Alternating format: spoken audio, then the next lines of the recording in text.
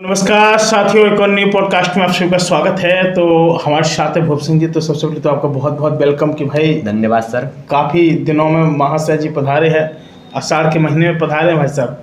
और आषाढ़ के महीने में सबसे ज़्यादा पूजा दी जाती हैं हर चौराहों के पास, हर वो क्या बोलते हैं जो बड़े बड़े अवतार होते हैं भूत पिशाच वाले, तो ये सब चीज़ें। तो भाई साहब ये हॉरर स्टोरी लेके आ रहे हैं, तो जिनको डर लग रहा हो तो खुल के सुने बिना ईयरफोन के, और जिनको नहीं लग रहा वो ईयरफोन लगा के भी सुन सकते, कोई दिक्कत नहीं। और भाई साहब बड़ी ज़बरदस्त स्टोरी होने वाली है, तो प्यारा सा लाइक सब्सक्राइब हो जाए तो जी।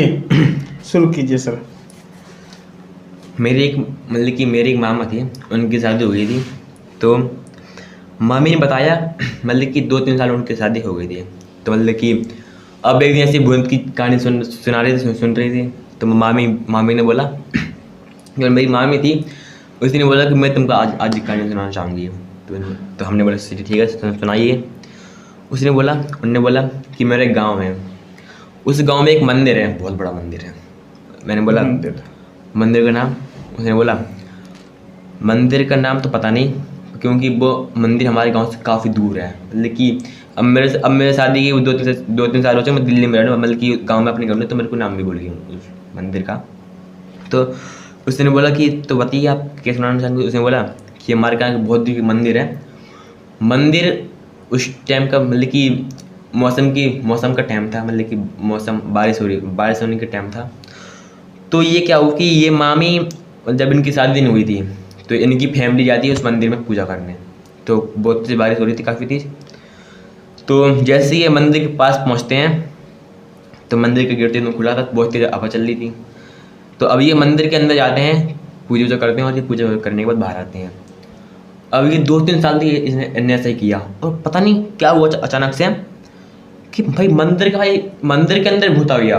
भाई मैंने ये सोचा कि मंदिर के अंदर भूत कैसे था, कहाँ से आया सकते यार। वो तो मैं सोच रहा हूँ यार। उसने बोला कि अगर तुमको नहीं हो यकीन तो आप मेरे गांव में जा सकती हो और आप इसको देख सकती हो, सुन सकती हो। तो उसने बोला, फिर हमने बोला फिर बताओ क्या हुआ। उन्होंने बोला कि अब मंदिर 3 साल से बंद पड़ा है। मंदिर मैंने बोला भाई वो तो मंदिर है, मंदिर को कैसे बंद किया? वो बोला कि मंदिर एकदम खंडर हो चुका है। 3 साल से बंद है तो भाई वो तो हो ही जाएगा ना, कि कोई ज़्यादा ना आता। तो उसने बोला कि मैंने बोला कि मंदिर में जो ताला लग चुका है, अब इसके अंदर कोई ज़्यादा नहीं है। उसने बोला नहीं। तो मैंने बोला तो बता उसको बंद क्यों किया गया। तो उसने बोला एक बार क्या हुआ, कि काफ़ी सारी पुजारी थी, भक्त मैं तो मंदिर की पूजा करने के जाते हैं। तो कि एक दिन अचानक से मंदिर का गेट बंद हो गया, और जैसे ही वो पुजारी भक्त पूजा करने के लिए पहुँचे, उनने बोला कि आज तो मंदिर का गेट बंद पड़ा है। कैसे बंद पड़ा है? कि 2-3 लोग थे, ज़्यादा लोग नहीं थे। तो उनने बोला कि 1 सेकंड तुमको कुछ सुनाई दे रहा है? उसने बोला नहीं। तो मंदिर के अंदर से छम छम की आवाज़ आ रही थी, छम छम की आवाज़। तो मेरी मामी मेरे को सुना रही थी। मैंने बोला यस मामी। तो छम छम की आ रही थी आवाज़, पायल की आ रही थी आवाज़, ठीक है, पायल की। तो मैंने बोला पायल की आवाज़ तो आई थी। उसने बोला कि वो कोई पायल नहीं थी, बल्कि वो एक चुड़ैल की भूत थी। मैंने बोला अरे मंदिर के अंदर भूत है, चुड़ैल कैसे आ सकता है भाई? मैंने तो ये बोला। उसने बोला ये कैसे है? हाँ, तो मैंने बोला कि जरूरी मैंने बोला कि पायल क्यों? घंटी है, घंटा भी हो सकता है, घंटा बज रहा होगा शायद, का पता। नहीं बोला नहीं भाई पायल थी वो। क्या घंटा क्या परमानेंट बजता है घंटा? वो 1-2 घंटे से वो छमछमा की आवाज़ आ रही थी भाई। तो जबरदस्त जैसे ही गेट को खोला गया, अंदर गए, एक बड़ा सा झोंका आया हवा का, झोंका गया। जैसे ही पुजारी अंदर गए, वो देख सामने उसी में था बरगद का पेड़। तो उसी के सामने कोई लड़की बैठी थी और पूजा कर रही थी। उसके की पूजा नहीं कर रही थी वो, कुछ ऐसे ही बैठी थी। उसके बाद एकदम खुले हुए थे, उसके बाद खुले थे। तो उसने बोला कि तुम कौन हो और तुम क्या क्या कर रही हो, और ये मंदिर का गेट तुमने बंद क्यों कर लिया? क्योंकि ये मंदिर मेरा है। उसने बोला ये वाला मंदिर ना तो आपका या ना तो हमारी, ये वाला मंदिर सरकार का है। उसने बोला नहीं ये मेरा मंदिर है। उसने वो इतने ही बोलती वो लड़की होगी गायब उधर से, गायब। तो उनने बोला कि ये भाई ये कौन थी यार? ये आई बोला और गायब। तो भाई फिर वो थोड़ी देर बाद फिर वो आई, और मतलब कि भैंसबाजी में वो मतलब कि वो जो वो थे पुजारी और वो लड़की, भैंसबाजी में उनकी वो की लड़ाई। तो लड़की ने उन 3 पुजारी को मार दिया। तो मतलब मार दिया। मार दिया। और जैसे ही हंगामा शोर शराबा हुआ कि इधर पे इसने इधर पे मौत होगी फलान ठिकाना, तो मतलब कि आसपास के लोग आते हैं और बोलते हैं कि तुम कौन हो। उसने बोला मैं कौन हूँ, तो जहाँ पे ये मंदिर बना है ना, ये वाली जमीन सारी मेरी है। ओ भाई बड़ा खतरनाक सीन। उसने बोला क्या कर ये वाली नाम की? उसने बोला हाँ। तो उसने बोला कि पहले इधर पे मेरा घर था छोटा सा, मतलब कि मेरे घर वालों ने मेरे को मारा था। उसने बोला आपके घर वालों ने आपको क्यों मारा था? उसने बोला क्योंकि मैं परमानेंट पूजा में और मंदिर जाती हूँ, मतलब कि पूजा वगैरह करती हूँ परमानेंट, उसी में मैं हनुमान जी 40 पढ़ती हूँ, है मतलब कि 2-3 मंत्र पढ़ती हूँ। मतलब कि वो भगवान जी की बहुत बड़ी भक्त थी। राइट, भक्त थे। भगवान जी की बहुत बड़ी भक्ति थी ना वो।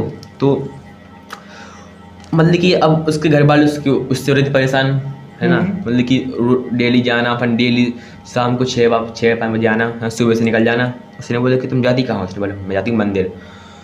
तो उसने बोला कितना क्या तुम, मतलब कि भक्ति तो खतरनाक होती है भाई, भक्ति में तो इंसान पागल ही पड़ जाता है। बिल्कुल बिल्कुल पागल पड़ जाता है। हाँ, तो उसकी भक्ति बहुत खतरनाक थी भाई क्योंकि मैं भी भक्ति किया हूँ तो मुझे पता है कि इसमें काफ़ी अच्छे अच्छे अनुभव भी होते हैं, लेकिन ज़्यादा कर दो ना तो फिर काफ़ी ज़्यादा दिक्कत हो जाती है। हाँ।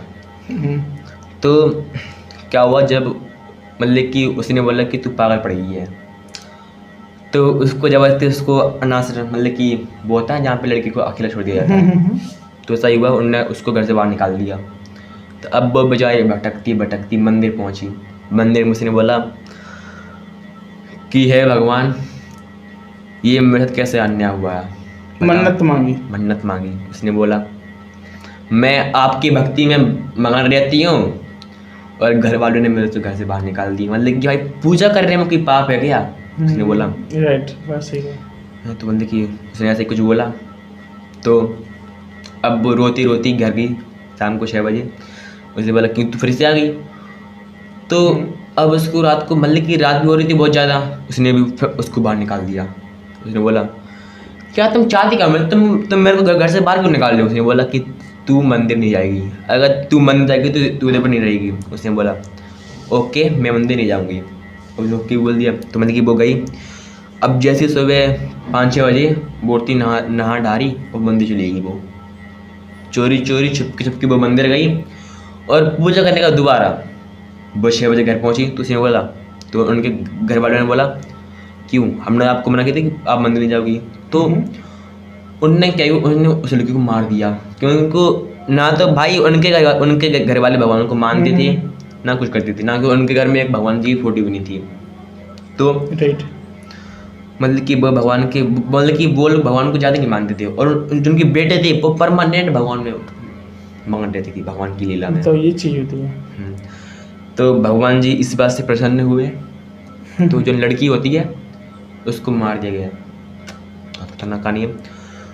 तो मतलब कि उसके मतलब कि जैसे वो मरने वाली थी तो उनके जिम में, मतलब कि उनके जिम में जैसे मतलब कि भगवान जी बैठे, मतलब कि कहते हैं ना कि मरने के पहले अगर जो व्यक्ति कुछ बोलता है तो उसके मुंह से वो सच हो जाता है।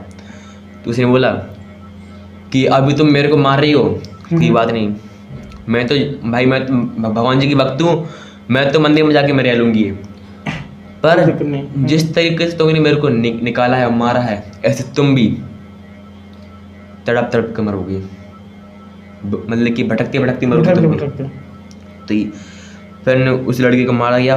जब से उस लड़के की, मतलब कि जो उसने बोला था कि मैं मंदिर में रह लूँगी, तो पास ही में एक बहुत बड़ा मंदिर था, तो वो उसकी आत्मा उसी में रह गई। भगवान ने सच कर दिया, मतलब कि इतनी बड़ी मेरी भक्ति थी और इनको, और ये हमारी लीला में इनको मारा गया। तो बहुत अफसोस हुआ। तो क्या हुआ कि उसकी आत्मा उस मंदिर में बस गई, मतलब कि बास करने लगी। तब इसलिए बसी थी वो आत्मा। तो और जो ये पुजारी लोग थे ना, वो उसको बाहर निकाल लेते पागल समझकर कि कोई पागल है, पर उनको क्या पता कि ये भक्त भगवान जी की बहुत बड़ी भक्त है। चुड़ैल होती हुई भी ये मंदिर के अंदर रह रही है, इतनी बड़ी भक्ति थी वो। और ये समझो कि चुड़ैल कि रहते हुए भी ये मंदिर के अंदर रह रही, और एक बहुत बड़ी बात है, आम बात नहीं होती है। और किसी देवी देवता के आगे जाना बहुत, समझ रहे हो, कोई नहीं जा पाता भूत पिशाच से। तो क्या हुआ, मतलब कि जैसे ही पुजारी लोग उनको बाहर निकालते हैं धक्का मारकर, फिर उसने बोलता कि मेरे घर वालों ने मेरे को ऐसे धक्का मार कर बाहर निकाला था और तुम भी निकाल ली हो, तो ये हो नहीं सकता, क्योंकि मैंने मरने से पहले बोला था कि मैं मरने के बाद मंदिर में रहूँगी, क्योंकि मैं मेरी मौत हुई थी घर से, मेरे घर वाले ने मेरे को मार दिया, तो उसकी आत्मा उसमें बस गई। जो उसकी घरवाली थी वो मतलब कि उनकी ज़मीन छीन ली गई। अब उसने बोला था कि तुम भटकते भटकते मरोगे। बस सही है। तो उनका एक बेटा था, वो 18-19 साल का था। वो उसी लड़के ने मतलब कि दिल्ली में वो कर रहा था पढ़ाई है, तो वो घर पे आता है, मतलब कि पढ़ाई कंप्लीट होने के बाद वो घर पे आता है, मतलब कि 5-6 साल उसको, काफ़ी साल हो चुके थे बाहर बीते हुए, वो बाहर रहता था अकेला, ठीक है।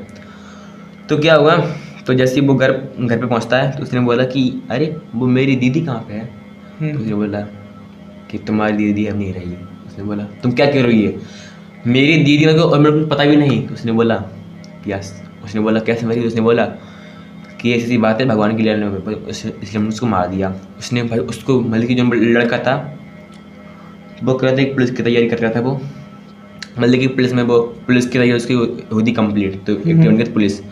हाँ, तो अब ये सुनते ही उसी लड़के ने अपने मॉम डैड को जेल में भिजवा दिया, और जेल में 3 साल चक्की पीसने के बाद जब वो बाहर निकले, ना तो उनका घर, ना लड़का, ना दवा, ना कुछ, बस सब, ये सब चीज़ें हैं। उनने सब खो दिया था।